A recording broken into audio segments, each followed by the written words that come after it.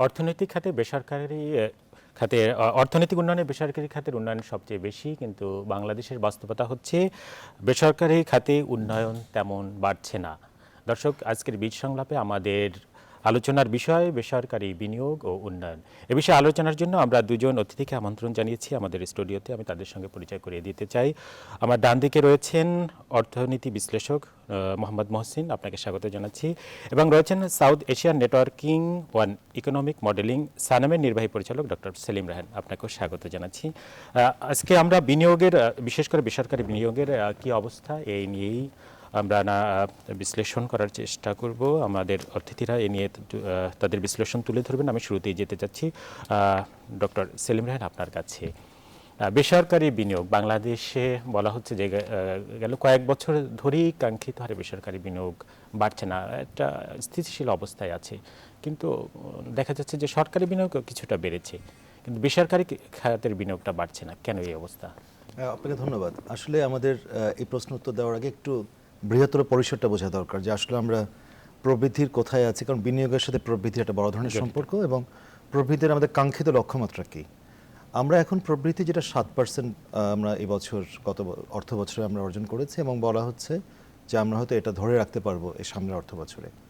তো এখানে বিষয়টা হচ্ছে যে আপনার বাংলাদেশের বিনিয়োগের কিন্তু প্রায় 80% কিন্তু বেসরকারি খাত থেকে আসে, এবং সেক্ষেত্রে বেসরকারি খাতের বিনিয়োগের জায়গাটা যদি সেরকম গতিশীল না হয়, প্রবৃদ্ধির লক্ষ্যমাত্রা যেটা আপনারা জানেন যে 7th 5-year প্ল্যানে 2020 সাল নাগাদ লক্ষ্যমাত্রা হচ্ছে 8%, এবং তারপরে এর চেয়েও বেশি লক্ষ্যমাত্রা আছে 2025 এবং 30 সাল নাগাদ প্রায় 9% গ্রোথে জিডিপির প্রবৃদ্ধির হার ওখানে নিয়ে যাওয়া। সেখানে কিন্তু সহজ হিসাবে বলা হয়, মানে ধারণা করা হয় যে আপনার বিনিয়োগ এবং জিডিপির যে রেশিও সেটা হওয়া উচিত প্রায় 36%-এর মতো বাংলাদেশের অর্থনৈতিক বিনিয়োগের যে এফিসিয়েন্সি সেই লেভেল থেকে। সেখানে আমরা এখন আছি 29%-এর মতো বিনিয়োগের জিডিপির রেশিও হিসাবে। কিন্তু একটা বিষয় হচ্ছে যে গত কয়েক বছরে আমরা ইনফ্যাক্ট বিভিন্ন সময়ে আমরা এই প্রসঙ্গটা তুলে এনেছি তথ্যপত্র যাচাই বাছাই করে, যে বেসরকারি বিনিয়োগের যে শেয়ারটা টোটাল বিনিয়োগে, সেটা কিন্তু সেইভাবে বাড়ছে না, সেটা একটা জায়গায় স্থবির হয়ে আছে। কিন্তু আমাদের টোটাল বিনিয়োগ বেড়েছে, সামগ্রিক বিনিয়োগ বেড়েছে, সেটা বিনিয়োগটা বেড়েছে প্রধানত সরকারি বিনিয়োগের, পাবলিক সেক্টরের ইনভেস্টমেন্টের কারণে। সেটা কম্পেনসেট করেছে যে বেসরকারি বিনিয়োগটা কমে যাওয়ার জায়গা থেকে।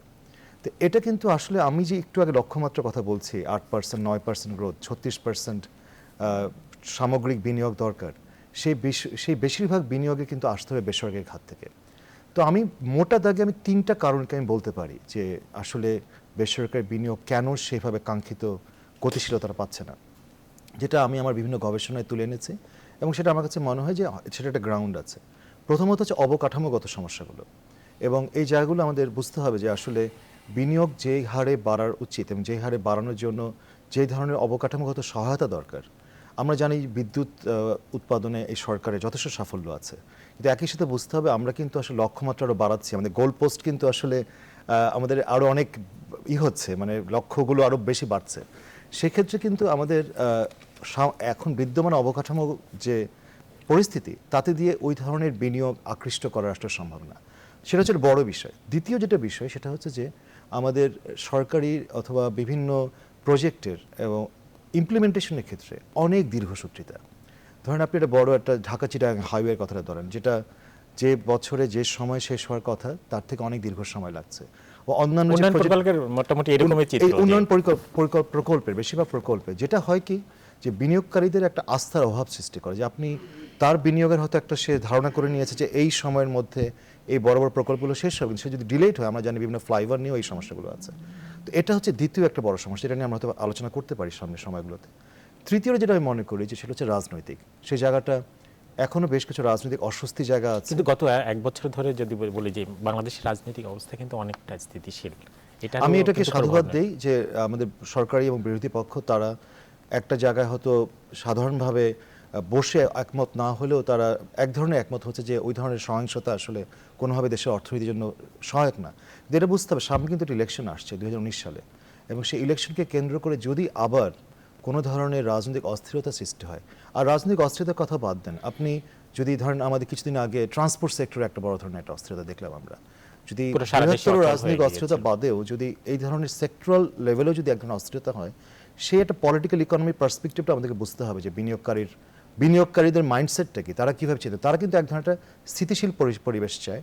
তারা চায় যে অবকাঠামোগত উন্নয়নের বিষয়গুলো সেটা সেই মাত্রায় গতিটা পাক, এবং তারা চায় যে সরকারি যে নীতিগুলো অথবা বিভিন্ন প্রজেক্টগুলো বিনিয়োগের জন্য সহায়ক, সেটা যেন দ্রুত বাস্তবায়ন হয়। সেক্ষেত্রে যে কোনো ধরনের দীর্ঘসূত্রিতা আসলে বিনিয়োগকে ক্ষতিগ্রস্ত করবে। মোহাম্মদ মহসিন, আপনার কাছে আসতে চাচ্ছি। বলা হয় যে উন্নয়নের জন্য আসলে বেসরকারি খাতের অবদানই সবচেয়ে বেশি এবং এটা স্বীকৃত। তো আসলে বাংলাদেশের বেসরকারি খাত যেভাবে যে গতিতে এগোচ্ছে, সেক্ষেত্রে আমাদের নির্দিষ্ট লক্ষ্যমাত্রা, উন্নয়নের লক্ষ্যমাত্রা পৌঁছাতে পারবো কিনা সেটা নিয়ে একটা আশঙ্কা রয়েছে। তো বেসরকারি খাতের উন্নয়নে কি কি পদক্ষেপগুলো নেওয়া জরুরি বলে মনে করেন বেসরকারি খাতের উন্নয়নে? ধন্যবাদ আপনাকে। বেসরকারি খাতের গুরুত্ব আমাদের অর্থনৈতিক উন্নয়নে একেবারেই অনস্বীকার্য, আমরা জানি। ডক্টর সেলিম রায়হান যেভাবে অনেকগুলি চমৎকারভাবে প্রকাশ করলেন যে বিনিয়োগ না বাড়ার কী কী কারণ আছে, আমি এর সাথে আর কয়েকটা জিনিসকে জাস্ট অ্যাড করতে চাই। একটা বড় ব্যাপার হচ্ছে যে যতগুলি বাধা আছে বিনিয়োগ না বাড়ার পিছনে, সেই সমস্ত বাধাগুলি নানা সময় নানা রকমভাবে থাকবে। কিন্তু আমি একটা চমৎকার একটা উদাহরণ দিতে চাই, সেটা হচ্ছে কোনোভাবে কোনো দেশে বিনিয়োগ কমছে এবং ইকোনমিক গ্রোথটা ওটা বেড়েছে অথবা ধরে রাখতে পেরেছিল কিনা, ইতিহাস থেকে আমরা যদি দেখি যে আমরা দেখেছি যে হ্যাঁ, স্বল্পকালীন সময়ে এটা ঘটেছে অনেক দেশে, যে ইকোনমিক গ্রোথ হয়েছে কিন্তু বিনিয়োগটা স্লাগিশ ছিল। অনেক দেশে এরকম উদাহরণ আমরা জানি। আমাদের দেশে অনেকটা ওই রকম একটা পর্যায়ে এখন, যে আমরা 7% জিডিপি গ্রোথ পাচ্ছি, কিন্তু প্রাইভেট ইনভেস্টমেন্ট যেটা আর কি, গভর্নমেন্ট ইনভেস্টমেন্ট না, ফলে টোটাল ইনভেস্টমেন্ট হয়তো বাড়ছে একটু, কিন্তু প্রাইভেট ইনভেস্টমেন্ট যেটা আমাদের কাঙ্ক্ষিত লক্ষ্যমাত্রায় পৌঁছতে পারছে না। গত বছরে এটা 0.3% পয়েন্ট সম্ভবত কম ছিল। আর এটা যে 2020-তে আমার 7th 5-year প্ল্যান শেষে যেটা টার্গেট আছে 26%-এর উপর, তাই না ভাই? ওইটা আমরা অর্জন করতে পারবো কিনা সেটা একটা বড় একটা প্রশ্ন। করতে যে পারছি না, সে কিছু কারণ ডক্টর সেলিম রায়হান চমৎকারভাবে বলেছেন। আমি এর সাথে আরেকটা উদাহরণ দিতে চাই, সেটা হচ্ছে যে একটা দেশের অর্থনৈতিক উন্নয়নের একটা অন্যতম বড় আর কি, সেটার কতখানি স্ট্যাবল এবং কতখানি শক্তিশালী সেটা বোঝার একটা বড় উপায় হচ্ছে যে ডোমেস্টিক যে ঋণটা আছে as a percent of GDP, এটা কত।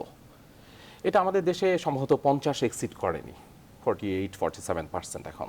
আমি খুব ভালোভাবে ডাটা দিতে পারছি না, খুব কারেন্ট ডাটা বলতে পারছি না। কিন্তু আমরা যদি চীনের ইতিহাসের দিকে তাকাই, সেটুকু বলতে পারি যে 2011, 12, 13 এগুলি 130% অফ ছিল হচ্ছে ডোমেস্টিক ক্রেডিট। এখন আমেরিকা, ইউরোপের অন্যান্য দেশেও এই পার্সেন্টটা 100%-এর উপর ছিল, domestic credit as percent of GDP. আমার দেশে এটা হচ্ছে 50 এখনো টাচ করেনি। এখন এটার ক্ষেত্রে, ডোমেস্টিক ক্রেডিটের ক্ষেত্রে একটা বড় জায়গা হচ্ছে যে ব্যাংক লোনে হচ্ছে একটা অংশ, আর একটা হচ্ছে নন ইকুইটি সিকিউরিটিস। এখন নন ইকুইটি সিকিউরিটিজের মার্কেট আমাদের দেশে নাই, যেটা আমাদের দেশে যেটা মূলত হতে পারে বন্ড। সেখান থেকে একটা বারবার আমাদের দেশে পত্রপত্রিকা যদি আমরা একটু খুলি, যেমন আমরা গতকালকে আমি দেখলাম, সেটা হচ্ছে 3টা কোম্পানি বাংলাদেশ ব্যাংকের কাছে আবার চেয়েছে হচ্ছে রিস্ক শিডিউলিং সুবিধা, তাদের ঋণের অনেক বড় অঙ্কের ঋণের রিশিডিউলিং সুবিধা চেয়েছে। বিনিয়োগের ক্ষেত্রে যদি আমরা যারা বিনিয়োগ করেন, এন্টারপ্রেনিউর বা বিভিন্ন কোম্পানি যারা আছে এখন, তাদের কাছে যদি যাই, তাহলে তাদের কাছ থেকে কি জানা যায়? তাদের কাছে ওই সমস্ত কারণ ছাড়াও যেটা জানা যায়, ঋণ প্রাপ্তির যে সহজ সুবিধাটা সেইটা পাওয়া যাচ্ছে না। অর্থাৎ ব্যাংকের কাছে হয়তো আমরা আশা করছি যে ব্যাংক দিবে, বাট ব্যাংক হচ্ছে স্বল্পকালীন ঋণটা দেয় একটা মধ্যম সময়ের জন্যে, 15 বছর থেকে 20 বছর অথবা আরও বেশি সময়ের জন্য যে ঋণটা, এটা আসতে পারে হচ্ছে ক্যাপিটাল মার্কেটের মাধ্যমে, যেটা বন্ডের ভিতর দিয়ে আসতে পারে, যেটার মাধ্যমে আমরা দেখতে পারি যে হয়তো আমাদের ডোমেস্টিক যে ঋণ, এটা অ্যাজ পার্সেন্ট অফ জিডিপি অনেক হাই হয়ে যেতে পারে। এবং এটার মধ্য দিয়ে আসার সুবিধাটা, সুযোগটা যদি আমরা করে দিতে পারি, তাহলে আমি আশা করি যে আমাদের যে private investment as percentage GDP সেটা বাড়বে এবং আমরা আমাদের কাঙ্ক্ষিত লক্ষ্যে হয়তো পৌঁছতে পারবো। আমি সেলিম রায়হান আপনার কাছে আসতে চাচ্ছি, একটা খুব যে সরকারি বিনিয়োগ বাড়ছে, বেসরকারি বিনিয়োগ বাড়ছে না, সরকারি বিনিয়োগ বাড়ার একটা প্রভাব আমরা জিডিপিতে এটা দেখতে পাচ্ছি। কিন্তু আমাদের তো যদি চিন্তা করি যে আমাদের কর্মসংস্থান বাড়াতে হবে, আমাদের অর্থনীতিকে আরও বেশি গতিশীল করতে হবে, তাহলে তো বেসরকারি খাতকেই প্রাধান্য দিতে হবে। তো প্রতিবন্ধকতা কোথায়? সরকারি বিনিয়োগ বাড়ছে, বেসরকারিটা বাড়ছে না কেন? এখানে বিষয়টা খুব একটু সহজভাবে বুঝতে হবে যে সরকারি বিনিয়োগ যে খাতগুলো, সেই খাতগুলো কিন্তু আসলে কর্মসংস্থান সৃষ্টির খাত না, বেশিরভাগ হচ্ছে ইনফ্রাস্ট্রাকচারাল ডেভেলপমেন্ট। এবং এই কারণে যে আমরা সরকারি খাতগুলো যে বিনিয়োগে আমরা বৃদ্ধিটা দেখছি, তার একটা বড় কিন্তু অংশ এসছে আসলে বড় ধরনের ইনফ্রাস্ট্রাকচার প্রজেক্ট গভর্নমেন্ট নিয়েছে গত কয়েক বছরে, তার রিফ্লেকশনটা আমরা বিনিয়োগে দেখছি। কিন্তু আপনি যদি কর্মসংস্থানের কথা বলেন, এটা কিন্তু আসতে হবে বেসরকারি খাত থেকে। এবং এই যে একটা সম্পর্ক সরকারি বিনিয়োগের সাথে বেসরকারি বিনিয়োগের যে একটা সম্পর্ক, আমরা কিন্তু বিভিন্ন স্টাডিতে দেখেছি একদম এম্পেরিক্যালি যে আসলে এটা একটা পজিটিভ সম্পর্ক আছে। আপনি সরকারি বিনিয়োগ যদি বাড়ান এই ধরনের ইনফ্রাস্ট্রাকচারাল ডেভেলপমেন্টে, তাহলে কিন্তু বেসরকারি বিনিয়োগ তার সহায়তা হয় এবং তাদেরও বিনিয়োগটা বাড়ে। কিন্তু এখানে প্রশ্ন আছে, প্রশ্নটা হচ্ছে যে সরকারি বিনিয়োগ যদি গুণগত সম্পন্ন না হয়, সরকারি বিনিয়োগ যদি দীর্ঘসূত্রিতা হয়, তাহলে কিন্তু এটা বেসরকারি বিনিয়োগকে নিরুৎসাহিত করতে পারে। সুতরাং সম্পর্কটা কিন্তু খুব সরল রৈখিক না। এটা কি মানে প্র্যাকটিক্যালি এটা কি হচ্ছে বাংলাদেশ? না, আমি বলছি এটা ওয়ান অফ দ্য রিজনস, আমি একমাত্র বলছি না, একটা অনেকগুলো কারণের মধ্যে একটা, যে দীর্ঘসূত্রিতা আমি একটা বলছি, কিন্তু সরকারের বিনিয়োগের কিন্তু এফিসিয়েন্সি কিন্তু আরও অনেক কিছু আছে। যেমন আমি একটা উদাহরণ দিই, যে প্রজেক্টটা হতে আপনার হয়তো $500 মিলিয়ন দরকার, অ্যাট দ্য এন্ড যদি 1,500 অথবা $1.5 বিলিয়ন গিয়ে পৌঁছে, তাহলে কিন্তু আপনার সময়, খরচ এবং সমস্ত যে দীর্ঘসূত্রিতার জন্য যে কারণে আস্থার অভাব, এটা কিন্তু আপনার অনিশ্চয়তা, এটা কিন্তু আপনি সৃষ্টি করছেন। তাহলে কিন্তু আমাদের মূল কথাটা হচ্ছে যে সরকারের বিনিয়োগ বাড়াচ্ছে, এটা দরকার আছে, কিন্তু তার সাথে তার এফিসিয়েন্সি বাড়াতে হবে, তার উৎকর্ষতা বাড়াতে হবে, না হলে কিন্তু বিনিয়োগকারীর আস্থা পাবে না। আমি আপনার আরেকটা তথ্য দিই যেটা খুব গুরুত্বপূর্ণ। আমি যে বলছি অবকাঠামোগত খাতে যে উন্নয়নটা দরকার, সেক্ষেত্রে বাংলাদেশ যে ইনফ্রাস্ট্রাকচার ইনভেস্টমেন্ট যেটা করে টোটাল জিডিপির শেয়ার হিসেবে, এটা হচ্ছে 1.5 to 1.6%। অথচ পৃথিবীর বিভিন্ন দেশের গবেষণা থেকে দেখা যাচ্ছে যে আপনি যদি ইনফ্রাস্ট্রাকচারকে ওই লেভেলে নিতে চান, একটা মানে যেটা সহায়ক বিনিয়োগ সহায়ক পরিবেশ, সেটা কিন্তু আপনাকে প্রায় 5% অফ জিডিপি করতে হবে ইনফ্রাস্ট্রাকচার ইনভেস্টমেন্টের, মানে infrastructure investment percent of GDP. তার মানে আপনার প্রায় 3.5% পয়েন্ট কিন্তু একটা গ্যাপ রয়ে গেছে। বিশাল ইনভেস্টমেন্ট দরকার আসলে অবকাঠামোগত খাতে বিনিয়োগের। এই ক্ষেত্রে আমার সতর্কবাণী হচ্ছে যে এই অ্যামাউন্টটা যেন এমন না হয় যে একটা প্রজেক্ট দীর্ঘসূত্রের কারণে যেটা আসলে আমরা $1 বিলিয়ন করতে পারি, এই ধরনের ইনএফিসিয়েন্সির কারণে যেটা $3 বিলিয়ন গিয়ে না পৌঁছে, তাহলে কিন্তু পুরো ব্যয়ভারটা, কষ্ট, অর্থ সমস্ত কিছু কিন্তু আমাদের দেশবাসীর উপর এসে পড়ে শেষ পর্যন্ত গিয়ে। তো আমি মনে করি যে এই সমস্ত কিছু একটা কারণ, বিনিয়োগ, বেসরকারি বিনিয়োগ গতিশীলতা পাবে কি পাবে না, এটা আপনি একটা কারণে কিন্তু আপনি নির্দিষ্ট করতে পারেন। ইটস এ কমপ্লেক্স ব্যাপার, অনেকগুলোর সমন্বয়ে একটা জটিল ঘটনা সৃষ্টি হয়, যে কারণে হয়তো বিনিয়োগকারীরা তারা এক ধরনের নিরুৎসাহিত হয়। আমি মনে করি যে উৎসাহ দেওয়ার কিন্তু যথেষ্ট পরিবেশ সৃষ্টি হচ্ছে। যেমন একটা বড় উদাহরণ হচ্ছে সরকারের যে স্পেশাল ইকোনমিক জোন, 100টা স্পেশাল ইকোনমিক জোন করতে যাচ্ছে তারা আগামী 2030 সাল নাগাদ। এটা আমি মনে করি একটা বড় ধরনের একটা পাথ ব্রেকিং অথবা একটা আপনি ডিপার্চার ফ্রম এক ধরনের একটা স্ট্যাগন্যান্ট স্ট্যাটাস কো থেকে। কিন্তু এখানে আমার সেই একই কথা, এটাকে দ্রুত করতে হবে, ভিজিবল করতে হবে, যাতে বিনিয়োগকারীরা আস্থা পায় যে একটা দুটো স্পেশাল ইকোনমিক জোন কিন্তু আমাদের আসতে হবে সামনে, এবং তার বিনিয়োগকারী যেন সেখানে গিয়ে কাজ শুরু করতে পারে। তো এইগুলো কিন্তু আমার কাছে মনে হয় যে এই বিষয়গুলো যদি নীতি নির্ধারকরা খুব গুরুত্বের সাথে নেয়, তাহলে হয়তো আমরা যে আমাদের কাঙ্ক্ষিত লক্ষ্য 8%, 9% গ্রোথ, সেই জায়গায় আমরা অ্যাচিভ করতে পারবো। হ্যাঁ, একটা বিষয়, কস্ট অফ ডুইং বিজনেসের যেটা সেটাও আমরা দেখেছি যে বাংলাদেশের যে বিনিয়োগের প্রতিবন্ধকতা হিসাবে দেখানো হয়েছে অনেক এরকম, যেটা বলছিলেন অবকাঠামো, তিনটা জমি পেতে, ইলেকট্রিসিটি, প্রপার্টি রেজিস্ট্রেশন। কিন্তু একটা যে বিষয় বিডার মাধ্যমে এখন সম্প্রতি আমরা যেটা দেখছি, সরকার এই বিষয়টাকে কমিয়ে আনার জন্য একটা বেশ পদক্ষেপ নিচ্ছে। অবশ্যই এটাই মনে করি অসম্ভব প্রশংসনীয় একটা উদ্যোগ। এই তিনটা যেটা বলছে, ইলেকট্রিসিটি পাওয়া, প্রপার্টি রেজিস্ট্রেশন পাওয়া এবং প্রপার্টি রাইটসের জায়গাগুলো, বেসিক্যালি ইনভেস্টমেন্টের রাইটসের জায়গাগুলো, এখানে সরকার একটা উদ্যোগ নিয়েছে যে বাংলাদেশের র্যাঙ্কিং কিন্তু খুবই খারাপ, অনেক পিছনে, সেটাকে 100-র উপরে নিয়ে আসা 2020-21 সাল নাগাদ। আমি মনে করি অসম্ভব প্রশংসনীয় একটা উদ্যোগ। কিন্তু এটা বুঝতে হবে যে ডুইং বিজনেসের যে ইন্ডিকেটরসগুলো, যে র্যাঙ্কিংটা, এটা আমাদের ব্যবসার বিভিন্ন খাতকে কিন্তু সমানভাবে অ্যাফেক্ট করে না। এটা একটা মোটা দাগে দেখাচ্ছে। সে মোটা দাগের চিত্র যদি এত ভয়াবহ হয়, তাহলে অনেক এসএমই যারা স্মল এন্ড মিডিয়াম এন্টারপ্রাইজ, তাদের জন্য চিত্র কিন্তু আরও ভয়াবহ। তো আমার কাছে মনে হয় যে খাত ভিত্তিক নজরটা দেওয়া দরকার এবং সরকারকে ওই জায়গায় নজর দিতে হবে। যেমন একটা উদাহরণ হচ্ছে আমাদের লেদার সেক্টর, এটা একদম চোখের সামনে যে হাজারীবাগ থেকে ট্যানারি সরাতে সাভারে এটা কত দেরি হলো, কত সময় লাগছে, এখনো কিন্তু পরিপূর্ণভাবে আমরা ওইরকম করতে পারি প্রস্তুত না। তো ওই জায়গাগুলো যদি একদম সাহসীভাবে সঠিকভাবে, এবং আমি মনে করি it's more of political decision, রাজনৈতিকভাবে আপনাকে মোকাবেলা করতে হবে এই সমস্যাগুলো। সরকারেরকে দেখাতে হবে যে আমার সেই রাজনৈতিক সিদ্ধান্ত নেওয়ার ক্ষমতা আছে এবং সেটা ইমপ্লিমেন্ট করার আমার ক্ষমতা আছে। আমার কাছে আমি মনে করি যে এই বিষয়গুলো যেগুলো সামনে আছে, স্পেশাল ইকোনমিক জোন, লেদারের যে শিফটিংটা, ট্যানারিটা যেটা এত বছর হয়নি, এখন আমরা দেখছি একটা সম্ভাবনা সৃষ্টি হয়েছে যেটা বাংলাদেশের লেদার সেক্টরে এখন $1 বিলিয়ন মতো এক্সপোর্ট, সেটা অসম্ভব সম্ভাবনা আছে কয়েক বছরের মধ্যে $5 বিলিয়ন উন্নতি করা। তো আমি মনে করি সম্ভাবনাগুলো কিন্তু আমাদেরকে খুব ভালো মতো ইউটিলাইজ করতে হবে। হ্যাঁ, মোহাম্মদ হোসেন, আপনার কাছে আসতে যাচ্ছে আবারও একটা বিষয় যে বাংলাদেশ ব্যাংক বেসরকারি খাতে ঋণ প্রবাহের যে একটা লক্ষ্যমাত্রা নির্ধারণ করেছিল 16.5%। তো এর আগের মুদ্রানীতিতে আমরা দেখেছি যে আসলে 16.5 সেটা পূরণ হয়নি, 13 কিছু বেশি। তো এটাও তো একটা খুব বাস্তব চিত্র যে বেসরকারি খাতে বিনিয়োগ হচ্ছে না এবং ব্যাংকে অলস টাকা পড়ে আছে, মানে মানুষ টাকা নিচ্ছে না এবং বিনিয়োগ করছে না। জি, এটা মানে আমরা বারবার দেখছি যে সব মিলে একই কথাই আমরা একটা জায়গায় আসছি যে মূলত হচ্ছে যে আমাদের ইনভেস্টমেন্ট পার্সেন্টেজ অফ জিডিপি এটা বেড়েছে ডিউ টু গভর্নমেন্ট যে ইনভেস্টমেন্ট আর কি, গভর্নমেন্ট স্পেন্ডিংটা বেড়েছে। প্রাইভেট সেক্টরের ইনভেস্টমেন্টটা যে লক্ষ্যমাত্রা আমাদের নির্ধারণ করা আছে সেই হারে বাড়ছে না। আমরা জানি যে আমাদের ব্যাংকগুলিতে অলস টাকা পড়ে আছে, তারপরেও কোনো ব্যবসা প্রতিষ্ঠান মানে প্রাইভেট সেক্টর এটাতে যাচ্ছে না। কেন যাচ্ছে না?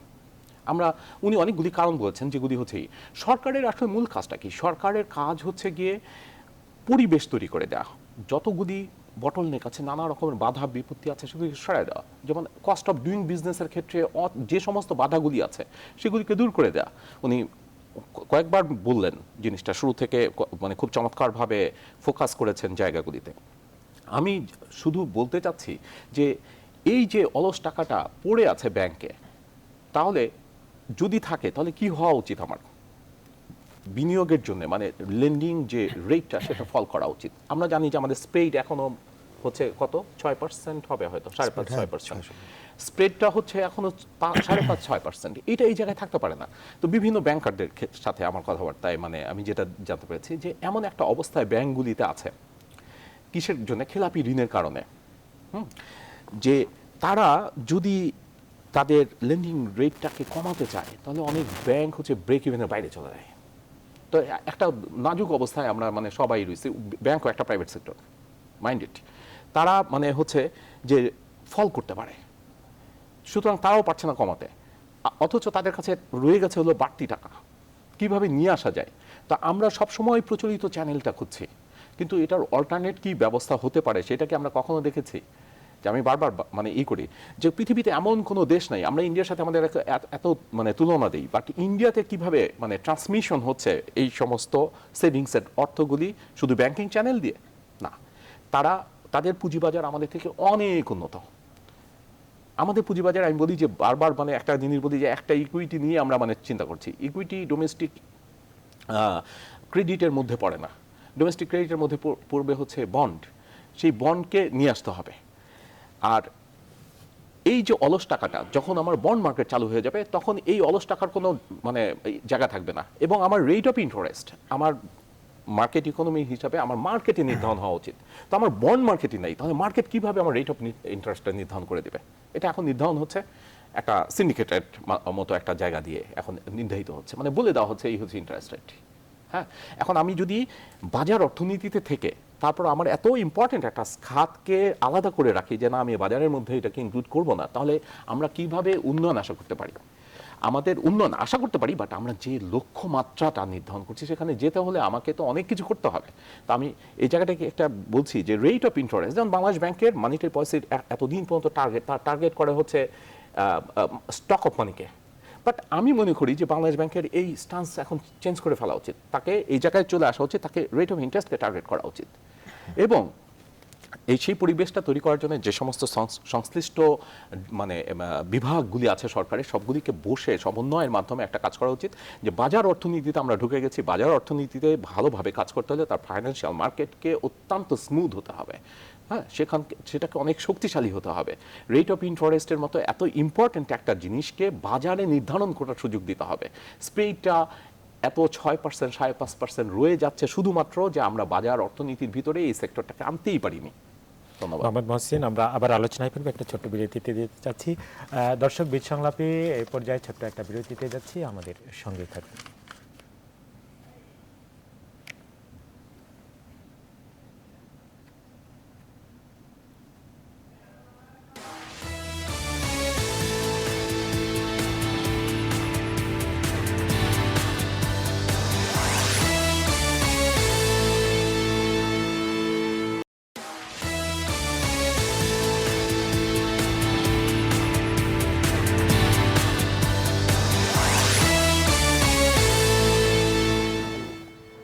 বীজ সংলাপে আবারও স্বাগত জানাচ্ছি।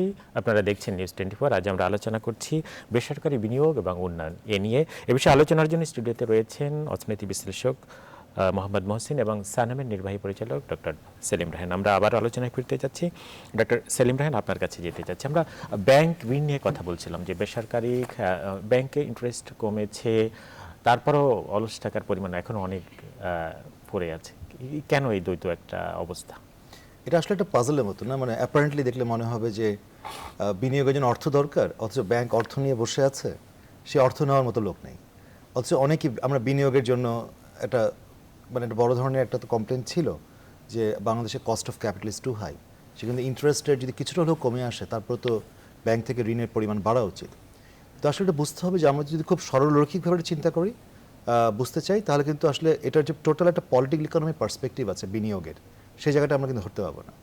আমি আমার অনেক বন্ধু বিনিয়োগকারীর সাথে কথা বলে দেখেছি, তারা অনেকেও বলেন, হয়তো হাসতে হাসতেই বলেন যে আমি যদি আজকে ব্যাংক থেকে 10 কোটি টাকা নেই, আমি হয়তো বিপদে পড়ে যাব। কারণ আমি যে ইন্ডাস্ট্রি করতে যাচ্ছি তার জন্য যে আমার গ্যাস কানেকশন দরকার, তার জন্য যে বিভিন্ন ধরনের ফ্যাসিলিটিসগুলো দরকার, সেগুলোর ছাড়পত্র পেতে পেতে এতটা সময় লেগে যায়, আমার বিদ্যুতের সংযোগ পেতে অথবা অন্যান্য বিষয় যেগুলো পেতে, পরিবেশের ছাড়পত্র পেতে, তখন দেখেছি কিন্তু আমাকে তো ঋণের ইন্টারেস্ট অথবা ইনস্টলমেন্ট দিতে হবে প্রথম মাস থেকেই। তাহলে এই যে একটা বড় ধরনের সমস্যা, মানে তার অর্থটা হচ্ছে বুঝতে হবে যে বাংলাদেশ ব্যাংক যে মনিটারি পলিসি স্টেটমেন্ট দিচ্ছে, এটা কিন্তু আসলে সত্যিকার অর্থে এক ধরনের স্টেটাসকো, স্টেবল স্টেটাসকো মেনটেন করছে।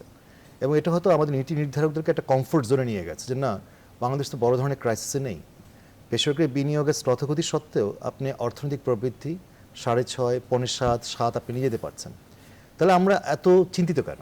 আমরা চিন্তিত ওই কারণে যে আসলে এই যে অর্থনৈতিক প্রবৃদ্ধির বর্তমান ধারা যেটা আমরা দেখছি, এই যে মডেলটা, যে পাবলিক সেক্টর ইনভেস্টমেন্ট দিয়ে আপনি খুব বেশি দূর আগাতে পারবেন না যতক্ষণ পর্যন্ত না আপনার অর্থনীতির 80% যেটা বেসরকারি খাত, তারা যদি সেভাবে সম উৎসাহ নিয়ে ঝাঁপিয়ে না পড়ে। তাহলে আমি যে ওই প্রশ্নটায় আসি যে শুধুমাত্র ঋণের প্রবাহ বাড়ানোর যদি আমি চিন্তা করি যে ইন্টারেস্ট রেট কমালাম, তাতে কিন্তু আসলে খুব বেশি কাজে দেবে না যদি না আমি আনুষঙ্গিক অন্যান্য সমস্যাগুলোকে আমি অ্যাড্রেস ঠিক মতো না করি। তো অ্যাপ্রোচটা হতে পারে কম্প্রিহেন্সিভ। আমার কাছে মনে হয় যে বাংলাদেশের পলিসি লেভেলে যেটা হয় যে খুব স্ট্যান্ড অ্যালোন একটা চিন্তা করা হয় যে বাংলাদেশ ব্যাংক একটা মনিটারি পলিসি দিচ্ছে, এনবিআর এর ক্ষেত্রে ট্যাক্সের ইস্যুসগুলো আছে, কিন্তু সেই ধরনের কোনো কোঅর্ডিনেশন নেই। আপনি যদি বিনিয়োগকে একটা কম্প্রিহেন্সিভভাবে অ্যাড্রেস না করে, বিনিয়োগের প্রবলেমগুলো, অবকাঠামোগত সমস্যাগুলো, পলিসি লেভেলের সমস্যাগুলো, এফিসিয়েন্সির সমস্যাগুলো, রাজনৈতিক জায়গার সমস্যাগুলো, তাহলে কিন্তু আপনি মনে করতে পারেন যে আমি ইন্টারেস্ট রেট কমালাম, বিনিয়োগকারীরা আসবে, খুব উৎসাহ নিয়ে টাকা নিয়ে যাবে, কিন্তু সেদিকে তো যেটা বললাম যে বিপদে পড়বে, কারণ তার অন্যান্য সংযোগগুলো পাচ্ছে না, সে তার ব্যবসা শুরু করতে পারছে না।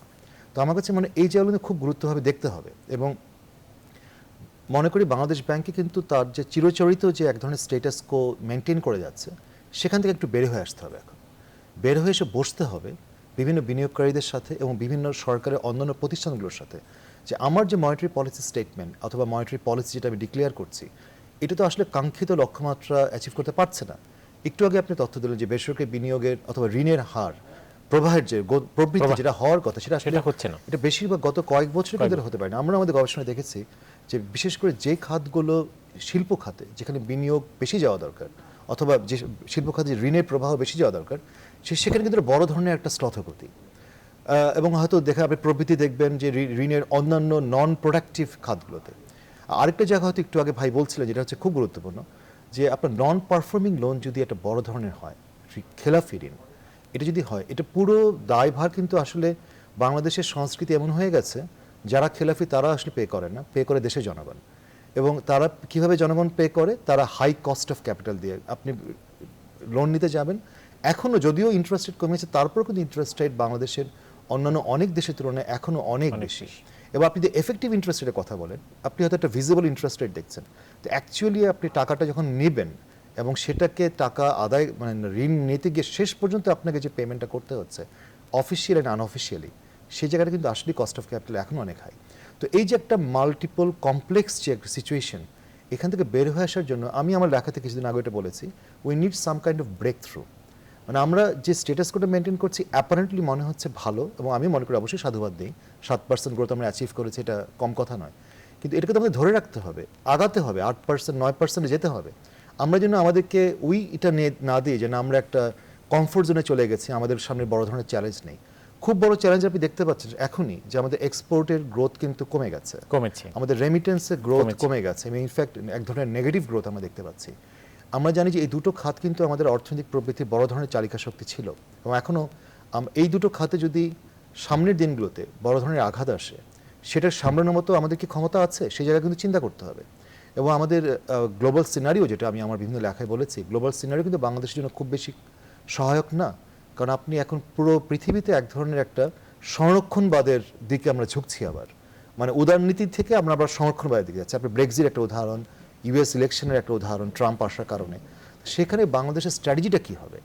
আমার কাছে মনে হয় যে একটু গা ঝাড়িয়ে বসা দরকার নীতি নির্ধারকদের, কমফোর্ট জোন থেকে বের হয়ে আসা দরকার, এবং we need some breakthrough policy লেভেলে এবং ইমপ্লিমেন্টেশন লেভেলে। মোহাম্মদ মহসিন, আপনার কাছে আসতে চাচ্ছি। একটা বিষয় আমরা যেটা ডক্টর সেলিম রায়হানও বলছিলেন, যে সরকারি খাতে বিনিয়োগ বাড়ছে, অবকাঠামোগত বাড়ছে, কিন্তু কর্মসংস্থান বাড়ছে না। বেসরকারি খাতের যে বেসরকারি খাতে বিনিয়োগ বলে নতুন উদ্যোক্তা তৈরি হচ্ছে, সেখানে কর্মসংস্থানও বাড়ে, কিন্তু বাংলাদেশে কিন্তু সেটা হচ্ছে না। এটা একটা আগামী দিনের জন্য একটা বড় চ্যালেঞ্জ হচ্ছে কিনা? বেকারত্বের সংখ্যা বেড়ে যাচ্ছে, বেসরকারি বিনিয়োগ বাড়ছে না। আচ্ছা, বিষয়টাকে নানা রকম ভাবে আমরা দেখতে পারি। আসলে সরকারি বিনিয়োগ বাড়তে হবেই। আমাদের দেশের যে অবস্থা, আমি বারবার বলি যে আমাদের দেশের জন্য প্রচুর পাওয়ার দরকার, মানে ইলেকট্রিসিটি জেনারেশন দরকার, প্রচুর ইনফ্রাস্ট্রাকচার ডেভেলপমেন্ট দরকার। আমি জাস্ট প্রাইস ওয়াটারহাউস কুপার্সের যে একটা লাস্ট একটা রিসার্চ ছিল, যেটাতে অনেকেই অনেক উৎসাহিত যে কিছু বছর পরেই বাংলাদেশ পৃথিবীর প্রথম 30টা দেশের একটা হবে। তো সেখানে আমি দেখেছি যে ওদের যেটা ছিল, মানে ওদের রিসার্চটা যে সমস্ত অ্যাসাম্পশনের উপর করা হয়েছে, তার ভিতর অন্যতম বড় জায়গা ছিল যে ইনফ্রাস্ট্রাকচার ডেভেলপমেন্ট। আমার দেশ ভাই কিছুক্ষণ আগে বলছেন যে ইনফ্রাস্ট্রাকচার ডেভেলপমেন্টে মানে কতটুক অ্যাজ পার্সেন্ট অফ জিডিপি শেয়ারটা থাকা উচিত 5%-এর কাছে, এখন 1.5%-এর মতো। হ্যাঁ, এখন 1.5%, একটা বিরাট গ্যাপ, 3.5%। এইটা কি সরকার যদি করতে নেয়, তাহলে সরকারি বিনিয়োগ কিন্তু বাড়তেই হবে। আমি যেটা আর কি আমার ব্যক্তিগত মত যেটা, সেটা হচ্ছে একটা আনব্যালেন্স সিচুয়েশন ইকোনমিতে সবসময় ভালো, বিশেষ করে আমাদের মতো দেশের জন্য। যে কোনো একটা সেক্টর একসময় এগিয়ে যাবে, বাকিটা তখন ওইটাকে ফলো করবে, আবার আরেকটা এগিয়ে যাবে, তারপর আরেকটা সেক্টরটাকে ফলো করবে। অর্থাৎ এখন যদি গভর্নমেন্ট সেক্টর ইনভেস্টমেন্ট বেশি হয়, বিশেষ করে বারবার বলছি ইনফ্রাস্ট্রাকচার এবং ইলেকট্রিসিটি জেনারেশন, তারপরে হচ্ছে এবং সরকারি প্রজেক্টগুলির বিশেষ করে সরকারি স্পেন্ডিংয়ের এফিসিয়েন্সি যেন ভালো থাকে। অনেকবার বলেছেন ডক্টর সেলিম রায়হান, আমি বলছি এইটাই যে এটা যেন একটা ক্লোজারটা, মানে যে সময়ের ভিতরে শেষ হওয়া উচিত সেই সময়েই শেষ হয়। হ্যাঁ, প্রজেক্টের যে লক্ষ্যমাত্রা থাকে, যে টাকার ভিতরে প্রজেক্টটাকে শেষ করা হবে, সেটা বাংলাদেশের চিত্র আসলে ভিন্ন। বাংলাদেশের ভিন্ন, কিন্তু আমি বলছি যে সরকারি ব্যয়ের ওই জায়গাটাতে করতে হবে। এবং আমি মনে করি যে সরকারি ব্যয় যেটা, মানে গভর্নমেন্ট ইনভেস্টমেন্ট যেটা, এটা যদি আরও বাড়েও, তাতেও আমি আপাতত কোনো সমস্যা দেখি না। কারণ যেহেতু আমার ইনভেস্টেবল অ্যামাউন্ট রয়ে গেছে আনইউটিলাইজড, গভর্নমেন্ট এটা এই পিরিয়ডে ইউজ করুক, সরকারি বিনিয়োগটা বাড়ুক। এখন কয়েকটা পিরিয়ডে হয়তো সরকারি বিনিয়োগটা বেশি থাকতে পারে, এরপরে দেখা যাবে যে ইনফ্রাস্ট্রাকচার যখন অনেক বেশি মানে হয়ে যাবে। আমরা অনেকগুলি জিনিস জানি ইকোনমিক্সে, যেমন supply creates its own demand, demand creates its own supply. আমি বলছি না যে সব সময় এক এক সময় এক একটা কাজ করবে, কোনো সময় সাপ্লাই অতিরিক্ত থাকবে, এটা একসময় তার ডিমান্ডকে ক্রিয়েট করে নেবে, কোনো সময় ডিমান্ড বেশি থাকবে, এটা সাপ্লাই মানে ক্রিয়েট করে নেবে। তো এইরকম ভাবে মানে বিভিন্ন রকমের ওয়েভের মধ্যে দিয়ে আমাদের ইকোনমিটা হয়তো সামনের দিকে যাবে। তো আমি বারবার বলতে চাচ্ছি সরকারি সেক্টরে বিনিয়োগ অত্যন্ত ইম্পর্টেন্ট। একটা হচ্ছে ইনফ্রাস্ট্রাকচার ডেভেলপমেন্ট, একটা হচ্ছে হিউম্যান রিসোর্স স্কিল ডেভেলপমেন্টে। আমি যতখানি জানি যে পার্শ্ববর্তী সিপিডি একটা স্টাডিতে ওনারা কপ ডগলাস প্রোডাকশন ফাংশন থেকে দেখিয়েছেন যে আমাদের টোটাল প্রোডাক্টিভিটি যেটা আছে সেটা ইন্ডিয়ার তুলনায় হচ্ছে অনেক কম, এবং এটা আমাদের জিডিপি গ্রোথের উপর একটা নেগেটিভ ইম্প্যাক্ট ফেলছে। তো ওই জায়গাটা কাজ করার জন্য আমাদের যে জিনিসটা করতে হবে, হিউম্যান রিসোর্স স্কিলকে বাড়াতে হবে। এটার জন্যও গভর্নমেন্ট, এটা প্রাইভেট সেক্টর খুব কম অবদান রাখতে পারে এইখানে গভর্নমেন্ট ইনভেস্টমেন্টকে অনেক বাড়তে হবে। তো এখন জাস্ট কয়েক পিরিয়ডের জন্য যদি মানে কয়েকটা বছরের জন্য যদি এমন থাকে যে প্রাইভেট সেক্টর ইনভেস্টমেন্ট বেশি হচ্ছে না, সেই সমস্ত সেক্টরে গভর্নমেন্ট একটা মানে করি যে এগুলি আসলে খুব তাড়াতাড়ি হয় না, অনেক স্লাগিশ সমস্ত জিনিসগুলি। বাট এটা যদি হয় যে আমরা যদি ওই টাকাগুলিকে গভর্নমেন্ট সেক্টরে ভেরি এফিসিয়েন্টলি, আমি একটা ড্রিমের কথা বলছি, ভেরি এফিসিয়েন্টলি অন্তত ওই দিকে যদি আমরা করে দিতে পারি আর কি, ফ্লোটাকে ওই দিকে নিয়ে যেতে পারি, ওইগুলিকে ইমপ্লিমেন্ট করতে পারি, তাহলে একটা পরিবেশ তৈরি হবে পরবর্তী পিরিয়ডে প্রাইভেট সেক্টরে। যখন দেখা যাবে যে প্রাইভেট সেক্টরের ডিমান্ড অনেক বেশি, তখন গভর্নমেন্ট স্পেন্ডিংকে স্কুইজ করে আসতে হবে। এইভাবেই ইকোনমিটা আগাবে।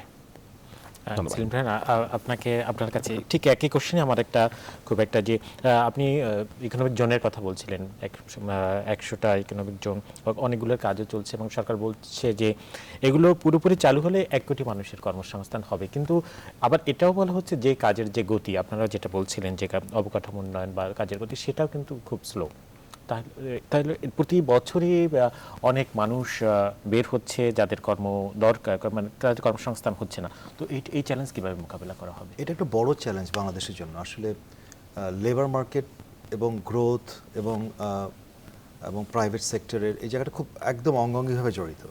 আমাদের যে প্রবৃদ্ধি যে লক্ষ্যমাত্রা, সেখানে কিন্তু এটা বুঝতে হবে যে এই প্রবৃদ্ধি একটা নাম্বার মাত্র, 7, 8, 9, কিন্তু এটা আসলে অর্থটা কি যখন এটা কাজের ব্যাপার বলে, মানুষ আসলে কি কাজ পাচ্ছে এবং কোন ধরনের কাজ পাচ্ছে। একটা কথা প্রচলিত, এবং এটা মানে আমরা আশেপাশে নিজের চোখেই দেখি যে বাংলাদেশে কোনো মানুষ আসলে বসে থাকে না, কিছু না কিছু কাজ করছে। তো সেই অর্থে আপনি দেখবেন আনএমপ্লয়মেন্ট রেট খুব কম, কিন্তু তারপরও কেন আমরা কর্ম নিয়ে, কর্মসংস্থান নিয়ে চিন্তিত। তার অর্থ হচ্ছে আমাদের প্রায় 80 থেকে 80 ভাগের উপরে, প্রায় 85 ভাগের মতো আমাদের কর্মসংস্থান কিন্তু ইনফর্মাল, ফর্মাল সেক্টর না। এবং মানে ইনফর্মাল এমপ্লয়মেন্ট যেখানে, সেখানে কিন্তু আপনি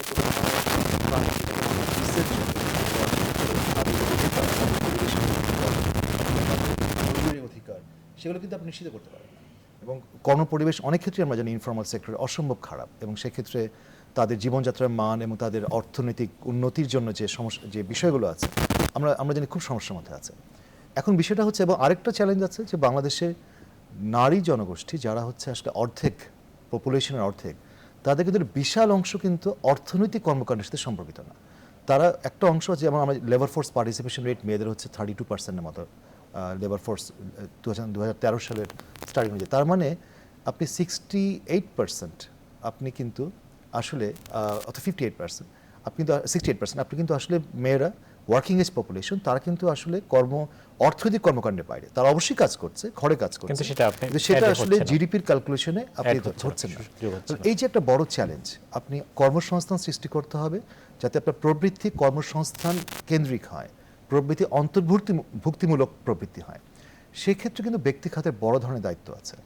সরকার যেটা করতে পারে, এক ধরনের মনিটরিং করতে পারে যে না, যে প্রাইভেট সেক্টরকে, যে প্রাইভেট সেক্টর যেন তার যে কাজ সৃষ্টি করছে সেটা যেন ডিসেন্ট জবের দিকে যায়, যেন ওই ধরনের ইনফর্মাল সেক্টর যেখানে শ্রমিকদের সেরকম অধিকার নেই, সেই জিনিসগুলো না হয়।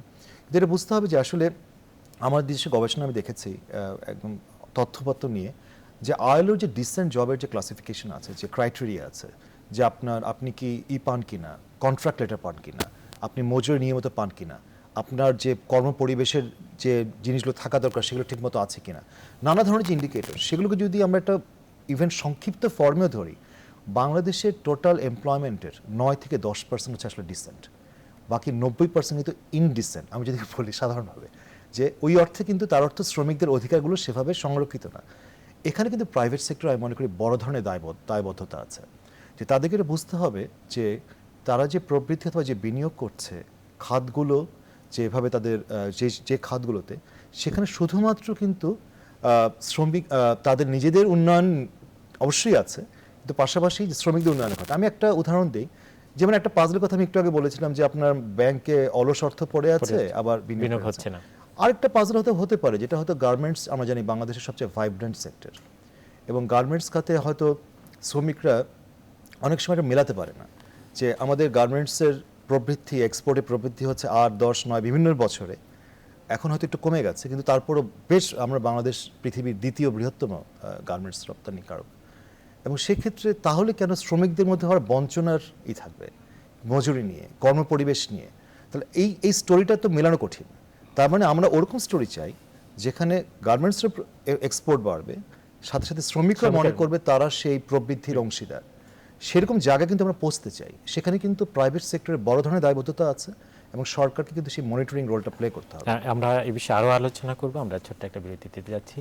দর্শক, বীজ সংলাপে আবারও একটা বিরতিতে যাচ্ছি, আমাদের সঙ্গেই থাকুন।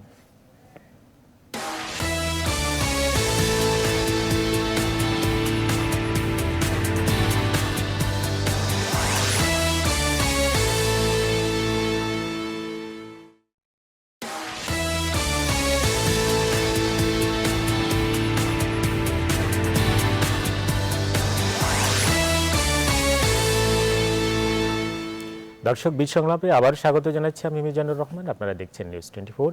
আজ আমরা আলোচনা করছি বিনিয়োগ এবং উন্নয়ন।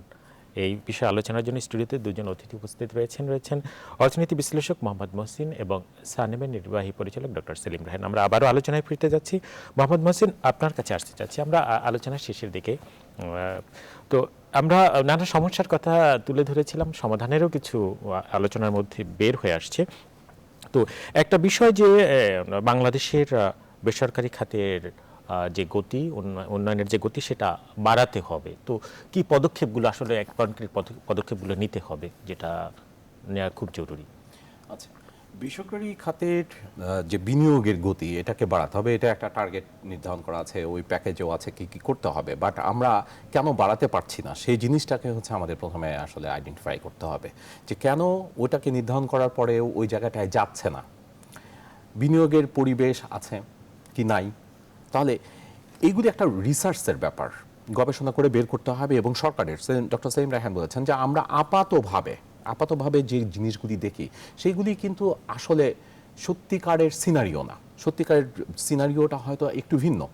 সেই জায়গাটাকে আমাদেরকে মানে সমন্বিতভাবে সমস্ত দিকগুলিকে এক করে নিয়ে হলিস্টিক্যালি দেখতে হবে যে কেন এই কাজটা মানে হচ্ছে না।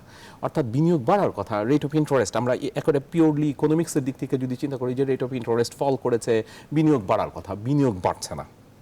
তো কি কারণ? তো এই জায়গাটায় আমি নিজে একেবারে আমার ব্যক্তিগত যে মত, সেটা হচ্ছে কস্ট অফ ডুইং বিজনেস। অর্থাৎ বিনিয়োগের জন্য ঋণের জন্য যে ইন্টারেস্ট মানে বিভিন্ন এন্টারপ্রেনারকে পে করতে হবে, সেটাই একমাত্র খরচ না। এই খরচের থেকেও আরও অনেক খরচ আছে, যে খরচগুলি হচ্ছে অনেক হাই আমাদের দেশে এখনো। তারপরে আছে হচ্ছে নানা রকমের, শুরুতে উনি বলেই দিয়েছেন যে আসলে কি কি মানে দিককে আমাদের করতে হবে, টার্গেট করতে হবে, ফোকাস করতে হবে, যে এগুলিকে সরাতে হবে। এবং এগুলি আমি মনে করি না যে একদিনে মানে দূর হয়ে যাবে, এমন ধরনের ইস্যু এগুলি। যেমন সরকারি সেক্টরের দক্ষতা বাড়াতে হবে, এটা রাতারাতি করা সম্ভব না। প্রপার্টি রিলেটেড যে সমস্ত ইস্যু আছে সেগুলি রাতারাতি করা সম্ভব না। সেখানে আইনের সংস্কার দিয়ে সব সম্ভব হয় না, আমাদেরকে এগুলি প্র্যাকটিসে আনতে হবে। আমরা এটা আইনে একটা জিনিস আছে, কিন্তু আমরা সেটা প্র্যাকটিস করি না। অজস্র উদাহরণ আমাদের দেশে এইগুলি আছে, যে আইনে আছে যেমন একটা জিনিস বলতে পারি, আইনে আছে একটা বিল্ডিং করতে হলে তার 40% ছাড়তে হবে। ওকে, রাজুক থেকে প্রতিজন অঙ্গীকারবদ্ধ হয়ে প্ল্যান পাস করে নিয়ে আসেন যে এইভাবে করবেন। আপনি এখন আমরা যদি সার্ভে করি ঢাকার সিটিতে, আমরা দেখবো 90% ক্ষেত্রে সব ডিফল্টার, কেউ কথা রাখেনি, অঙ্গীকারে রাখেনি। অর্থাৎ আইনে আছে আমরা প্র্যাকটিস করছি আলাদা। ঠিক একই ইস্যু এইখানেও, ইনভেস্টমেন্ট আমরা বাড়াতে চাচ্ছি, এটা আমাদের দেশের জন্য ভালো। হ্যাঁ, এখন এটা আমরা সবাই জানি, কিন্তু আমরা আইনে যেটুক আছে সেটুককেই কি সম্মান করছি, সেইটুককেই কি আমরা মানে পালন করার চেষ্টা করছি, যাতে বিনিয়োগের পরিবেশটা আরও তৈরি হয়? আমি মনে করি যে নাই। যেমন বিনিয়োগ করে মানে আমরা অনেক কথা বলছি, কিন্তু আরেকটা দিক আমাদেরকে, শ্রমিক অধিকার, যেটা নিয়ে ডক্টর সেলিম রায়হান একটু বলেছেন, শ্রমিকদের যেটা ন্যায্যতা পাওনা সেগুলিকে আমরা দিচ্ছি। এখন একটা উইন উইন সিচুয়েশন, সমস্ত কিছু আগাতে হলে উইন উইন সিচুয়েশন দরকার। এটা একটা অংশের জন্য প্রযোজ্য না, এটা ইকোনমিক ডেভেলপমেন্টের প্রতিটা স্টেজে যত রকমের পার্টিসিপেন্ট আছে তাদের জন্য উইন উইন সিচুয়েশন তৈরি না করা পর্যন্ত একটা পারফেক্ট জায়গায় আমরা কখনো পৌঁছতে পারবো না। একটা পারফেক্ট জায়গা পৌঁছা সম্ভব না, মানে আমরা যেটা চাই আমাদের টার্গেট জায়গাটা সবসময় থাকে হচ্ছে একটা পারফেক্টের কাছাকাছি, ওই জায়গাটায় পৌঁছা সম্ভব না। পৌঁছার জন্য এই জায়গাগুলিকে মানে অনেক ইম্পর্টেন্স দিতে হবে। মূল কথাটা হচ্ছে যে আমার আইন সংস্কার এটা একটা লেন্দি প্রসেস, কিন্তু আমার বিদ্যমান এখনই আমার যা হাতে আছে সেইগুলিকেই যদি আমরা যথাযথভাবে সম্মান করি, আমার রাতারাতি অনেক পরিবর্তন ঘটবে বলে আমি আশা করি। হ্যাঁ, ডক্টর সেলিম ভাই, না আপনার কাছে আসতে যাচ্ছে একটা বিষয়ে, যেটা আপনি ঋণের কথা বলছিলেন যে আসলে ডিফল্টার যারা হচ্ছে, যারা বড় যারা অঙ্কে যারা ঋণ নেয় তারাই ডিফল্টার হচ্ছে, জনগণ এটা দিচ্ছে। কিন্তু আরও একটা বিষয় যে তাদের এই সব বিষয় কিন্তু ক্ষুদ্র যারা উদ্যোক্তা তারা কিন্তু ঋণ নিতে ভয় পাচ্ছে, কোনো কিছু করবে কিনা সেটাও একটা আতঙ্ক আছে, যার কারণে কিন্তু বেসরকারি বলা হচ্ছে যে বিনিয়োগটা বাড়ছে না, তাদের অংশগ্রহণটাও বাড়ছে না। তো আসলে এই অবস্থাটা কতটা চ্যালেঞ্জ অর্থনীতির জন্য?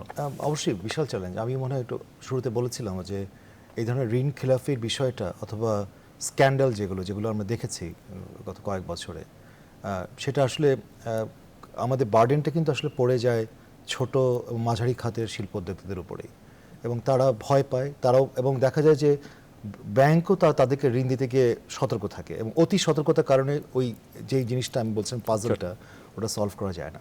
তো এটা একটা বড় ধরনের বিষয়। আমি হয়তো একটু রেস্ট আনবো, যেটা ভাই একটু আগে বলছিলেন যে আসলে সমস্যার সমাধানগুলো আমরা কিভাবে এখন চিন্তা করতে পারি। একজন দার্শনিক বলেছেন খুব রাইটলি, সেটা হচ্ছে যে আপনি যদি আপনার সমস্যা ঠিকমতো নির্দিষ্ট করতে পারেন, বেসিক্যালি আপনি কিন্তু অলমোস্ট অর্ধেক সমাধান করে ফেলেছেন। মানে আপনি যদি সমস্যায় যদি আমরা ঠিকমতো নির্ধারণ করতে না পারি যে আসলে সমস্যাগুলো কী, সমাধান আমরা খুঁজে পাবো না। আমার কাছে মনে হয় যে আমরা অনেকে জানি সমস্যাগুলো কী, এবং সেই সমস্যাগুলোর ক্ষেত্রে এখন যেটা on top of everything what we need, সেটা হচ্ছে এক ধরনের পলিটিক্যাল কমিটমেন্ট সরকারের তরফ থেকে। একটা জিনিস বুঝতে হবে যে আমরা এখন বাংলাদেশের যে অবস্থায় আমরা এই আলোচনাটা করছি যে বেসরকারি বিনিয়োগের জায়গার, আমরা কিন্তু একটা আমরা বলবো যে মধুর সমস্যার মধ্যে আছি। সমস্যাটা হচ্ছে এই, আমরা কিন্তু পৃথিবীর অনেক দেশের তুলনায় এখন অনেক ভালো আছি প্রবৃদ্ধির দিক থেকে। বাংলাদেশ গত 20 বছর যেভাবে এগিয়েছে, ঈর্ষণীয় আমি বলবো অন্যান্য অনেক দেশের তুলনায়। তাহলে আমরা চিন্তিত কেন? আসলে চিন্তিত হচ্ছে ইভেন আপনি বেসরকারি খাতের বিনিয়োগের আপনি বলেছেন প্রশ্নটা, কিন্তু আপনি যদি অ্যাবসলিউট অ্যামাউন্টের দিকে দেখেন, বিনিয়োগ কিন্তু কমেনি, বিনিয়োগ কিন্তু বাড়ছে।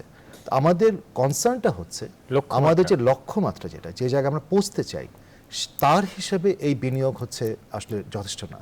সেই জায়গায় বিনিয়োগকারীদেরকে আরও বেশি বাড়াতে হবে। এখন যে 6, 6.5, 7% গ্রোথ যে আমরা এটা মেনটেন করতে পারছি, আমি অবশ্যই বলবো বেসরকারি বিনিয়োগকারীরা বিনিয়োগ করে যাচ্ছেন বিনিয়োগকারীরা, কিন্তু আমরা কিন্তু ওই 8%, 9% অথবা ইভেন এই স্ট্যাটাস কোটা মেনটেন করা 7%, সেটার জন্য কিন্তু আসলে এই বিনিয়োগকারীদেরকে বড় ধরনের তাদেরকে চ্যালেঞ্জগুলো এবং এই সমাধানগুলো করতে হবে। একটা জিনিস খেয়াল করে দেখেন যে সরকার যে উদ্যোগটা নিয়েছে স্পেশাল ইকোনমিক জোন, এটা অসম্ভব প্রশংসনীয়। আমি মনে করি পৃথিবীর বিভিন্ন দেশে কিন্তু সব জায়গায় সাকসেস হয়নি, ইন্ডিয়া করতে পারেনি, চায়না করেছে। আমি কিছুদিন আগে লাওপিডিয়ার ঘুরে এসেছিলাম, কাম্বোডিয়া ঘুরে এসেছি, সেখানে দেখেছি তারা বেশ সাকসেসফুলি করতে পারছে। শুধু তাদের কাছ থেকে জানা দরকার কীভাবে তারা করতে পেরেছে, কেন ইন্ডিয়া পারেনি, সাকসেসফুল হয়নি। কিন্তু এটা বুঝতে হবে স্পেশাল ইকোনমিক জোনের পুরো আইডিয়াটাই হচ্ছে আমরা যে সমস্যাগুলো বলেছিলাম অবকাঠামোগত সমস্যার বিষয়ে, এফিসিয়েন্সির সমস্যা, সেটাকে সমাধান করা। আপনি কিছু এফিসিয়েন্ট পকেট ক্রিয়েট করছেন, আপনি জানেন আপনি সারা দেশের উন্নয়ন করা সম্ভব নয় অবকাঠামোগত, আপনি কিছু এফিসিয়েন্ট পকেট ক্রিয়েট করছেন যার ভিতরে আপনি যা চাইবেন তাই পাবেন। আপনি ইলেকট্রিসিটি চাইবেন, ইলেকট্রিসিটি পাবেন, ইনফ্রাস্ট্রাকচার ওয়ার্ল্ড কোয়ালিটি ইনফ্রাস্ট্রাকচার থাকবে।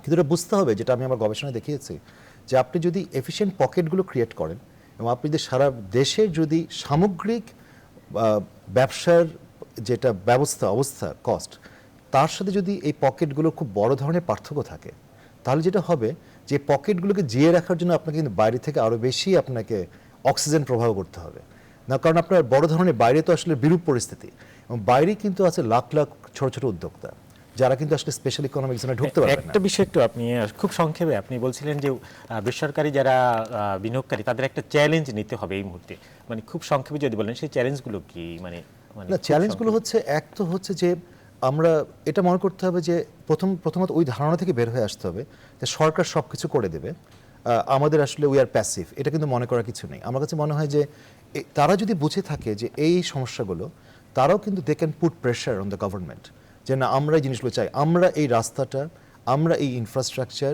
এই সময়ের মধ্যে চাই। এরকম কেন আমরা দেখি না সেই সোচ্চার সেই ভয়েস? কেন আমরা ইভেন একটা মালিবাগের ওখানে একটা পড়ে গেল গার্ডার, একজন মানুষ মারা গেল, চিটাগাং এরকম হয়েছে, আমরা নিউজটা দেখি, আমরা ব্যথিত হই, কিন্তু তারপর আমরা ভুলে যাই। তা আমরা কেন শক্ত প্রশ্ন তুলি না যে না, এই যে মালিবাগে অথবা মৌচাক মালিবাগে মগবাজার যে ফ্লাইওভার, এটা অনেক আগে শেষ হওয়ার কথা ছিল, এটা কেন এত সময় লাগছে, কেন এটা কস্ট বাড়ছে, এটা দায়বদ্ধতা জবাবদিহিতা কে দেবে? এই বেসরকারি খাতের কিন্তু এই জায়গাটা তুলতে হবে এবং এটা পজিটিভ মাইন্ড নিয়ে, এটা কিন্তু সরকারের সমালোচনা করা না, সরকারকে বুঝতে হবে যে এটা কোনো সমালোচনার দিক থেকে না, বরং এটা চেক অ্যান্ড ব্যালেন্সের জায়গাটা, যাতে যে আমি যে সেকেন্ড পয়েন্টে বলেছিলাম যে গভর্নমেন্টের এফিসিয়েন্সি সেই জন্য উৎকর্ষ যেন আরও বাড়ে, সেই জায়গায় আমি মনে করি বেসরকারি খাতের তাদের আরও অনেক এগিয়ে আসতে হবে। ডক্টর সেলিম রায়হান এবং মোহাম্মদ মহসিন, আপনাদের দুজনকে অসংখ্য ধন্যবাদ। আজকের আমাদের আয়োজনে বিনিয়োগের নানা দিক তুলে ধরেছেন আপনারা। আশা করি যারা দেখেছেন তারাও নানা দিক নির্দেশনা পেয়েছেন। দর্শক, আজকের বীজ সংলাপ এ পর্যন্তই। এতক্ষণ সাথে থাকার জন্য অসংখ্য ধন্যবাদ আপনাদের।